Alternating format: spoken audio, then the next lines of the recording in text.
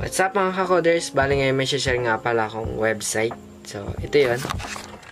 Bali ito nga pala yung Immersity AI. Bali yung purpose nga pala nito, gagawin yung 3D photos, yung pictures mo through animation effects. Bali papakita ko rin nga pala kung paano ito ginagamit.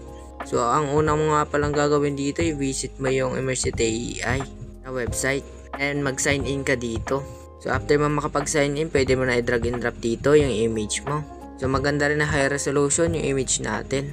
So, baling gagawin kong example dito yung kay Superman. So, after mo nga ma-import yung image, kusa na itong gagalaw. Bali, normal image natin, naging 3D image na siya. Dito nga, pwede natin palitan yung movement ng image. So, sa ngayon nga, naka-vertical to.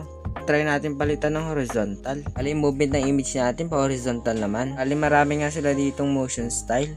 Kung gusto naman natin umiikot yung image natin, gamitin nyo lang yung circle. Bali, naka-circular motion naman yung image natin.